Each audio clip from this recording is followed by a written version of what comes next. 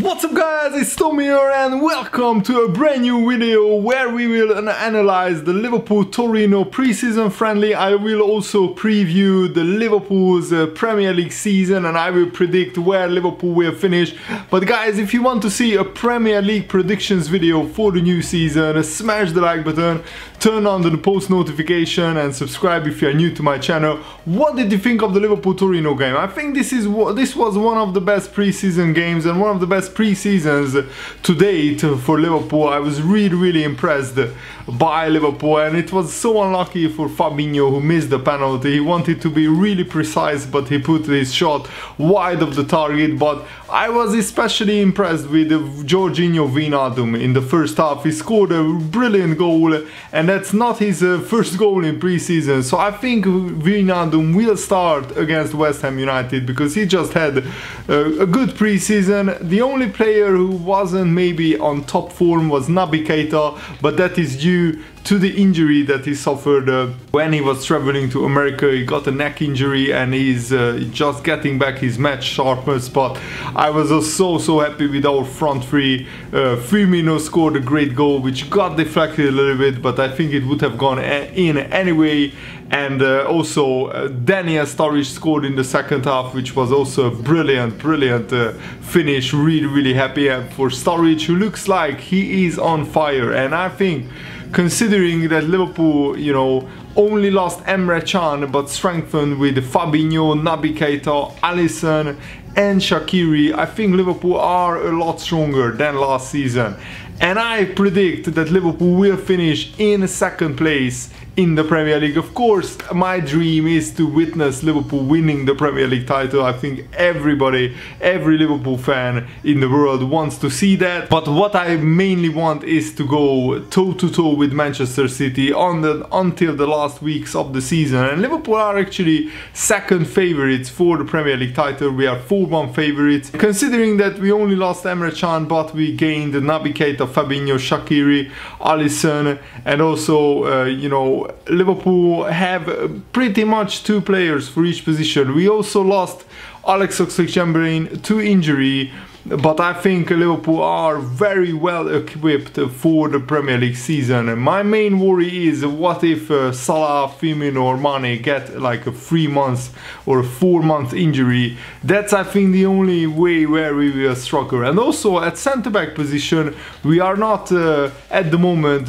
very stacked, because Lovren just got back from his holiday, Matip is out injured, Joe Gomez got a knock so he couldn't play, and Phillips, the youngster, played and he was pretty impressive in the Torino preseason game.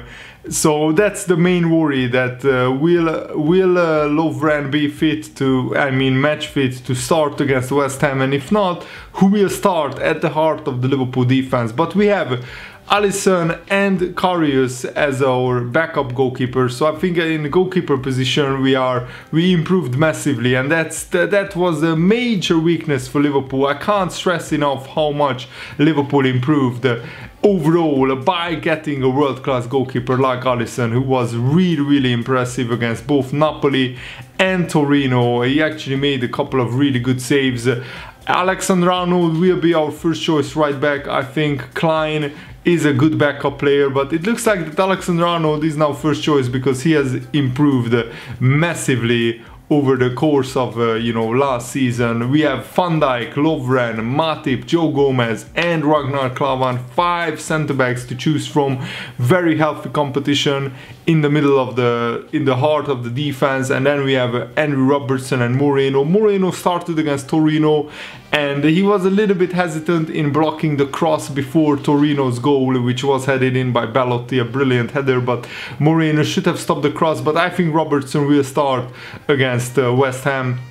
And then we have, you know, in midfield, Naby Keita, Henderson, Fabinho, we have Lallana, we have Wijnaldum, we have James Milner, and I think we have, you know, some youngsters as well who could play there. Marko Grujic, for example, I still feel that we will sell some players on transfer deadline day. Danny Ings is in talks with Crystal Palace and Southampton, but it looks like that Origi might stay because no serious offers came in for Origi because Liverpool demanded like 26 million pounds, and I don't think any club is willing to pay that.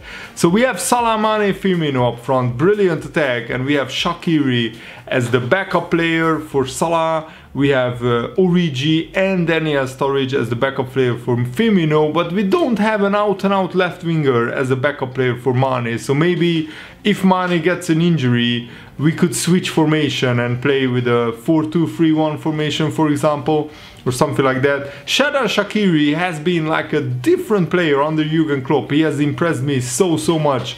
Before the third goal, before the third Liverpool goal, he gave a magnificent assist to Daniel Sturridge, but even before that, Henderson's long pass towards the right wing was really fantastic, and I'm just really looking forward to the season now. The only game where we, lost in pre-season was against Dortmund, and even against Dortmund we created a whole host of great chances. So I think in midfield Liverpool have enough, because what was missing before is a box-to-box player like Naby Keita who can run, who can dribble, who can create, who can score.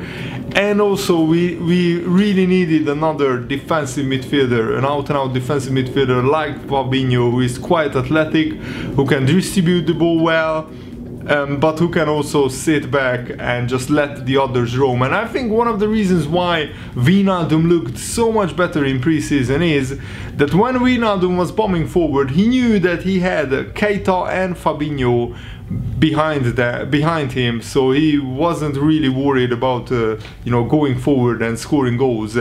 And Naby Keita, I expect him to be one of the players of the season for Liverpool. He looks like a brilliant player. And also I expect Xherdan Shaqiri to play a major role. That assist to Daniel Sturridge was brilliant. And Sturridge and Shaqiri already have a connection between themselves, because Shaqiri assisted Sturridge in the Man United game as well. And today, in the Torino game, Shaqiri gave that brilliant assist to Sturridge, and he looks like, as I said, a different player under Jurgen Klopp, because he looks like he just really enjoys and loves playing with better players. At Stoke City, you shouldn't really judge Shaqiri and what kind of a player he is on his Stoke City career alone, because he was surrounded by pretty mediocre players, to be honest, and Stoke City got relegated last season, so no wonder that Shaqiri looks like a much better player with much better teammates. And I expect Shaqiri to really score quite a lot of goals and get quite a lot of assists. And I think Shaqiri will get a lot of playing time, because he looks like a really awesome player. And I think a major change from last season is we can bring on two really game-changing players, game changers from the bench, Daniel Sturridge and Xherdan Shaqiri. When Liverpool need goals, we can call on Daniel Sturridge and Shaqiri, and I think that's a huge upgrade on last season, because last season sometimes when we wanted to change in attack, we couldn't really call on big players. We could call on Danny Ings and Dominic Solanke, and they only scored like 2 goals combined all season. Or we could call on the likes of Ben Woodburn, for example, or other young players. And frankly, if you want to change something and bring in another attacker, you need better backup players. And I think this is why Klopp wanted to keep Sturridge, wanted to sign Shaqiri, so we have more firepower even from the bench. Because if you take a look at other teams and other players, they have quite a lot of firepower from the bench. So I'm really hoping that Liverpool will avoid major injuries to the front 3 players, because I think that's where the season could go wrong. If Salah gets a 3 or 4 month injury, can we really expect Shaqiri to provide the same numbers? And can we keep Daniel Sturridge fit? I'm really hoping that Jurgen Klopp will use him very carefully, maybe give him only 1 game per week. And in the first like 2 months of the season, that won't be a problem. But when the Champions League starts in September and the League Cup continues, you know, we will have to play sometimes 3 games per week, and it's vital that we keep Daniel Sturridge fit. So I was really impressed by the whole of Liverpool's pre-season. I think Liverpool did remarkably well. I can't remember Liverpool beating like teams like Napoli, who finished second with 91 points in the Serie A, 5-0. 4-1 against Man United, you know, 2-1 against Manchester City, 3-1 against Torino, who are a pretty good team. So yes, you shouldn't draw too many conclusions from the preseason results, but Liverpool look like a team already on fire. Liverpool look like a team who is really on top form and ready to tear up the Premier League. And I can't believe I'm saying this, but I've never been this excited before a season previously, because this season I think Liverpool have the best squad in the past 20 years. And I know that those are big words, but feel free to disagree with me, guys. Do you agree with me or not? Of course, feel free to share your opinion with me in the comments below, but I honestly think that this is the best Liverpool squad that Liverpool had before the season began in 20 years. I honestly think, because in previous like teams, we had the 2013-14 season where we had Suarez, Sturridge, Raheem Sterling and Coutinho.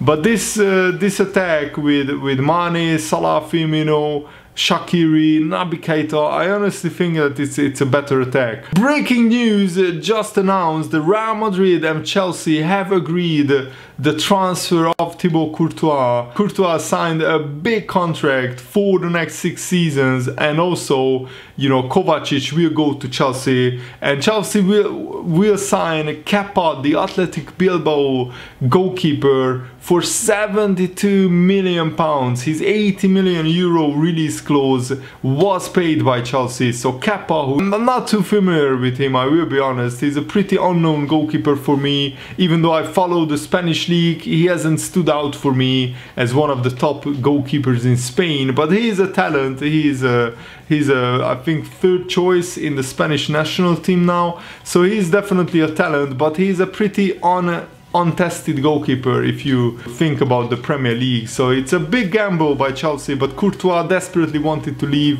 He didn't even turn up at Chelsea at their training ground. So this is going to be a very interesting season. And Chelsea, I think they are weaker now, because yes, Kovacic is an upgrade, but you know, losing Courtois, a world-class goalkeeper, and Kepa, I'm not sure how good he is, honestly. He could turn out to be a really good goalkeeper, because remember that De Gea was a pretty untested goalkeeper when Man United signed him. But I would be surprised if Kepa turns into a world-class goalkeeper.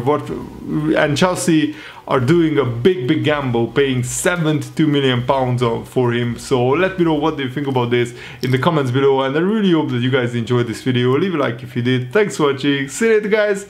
Goodbye.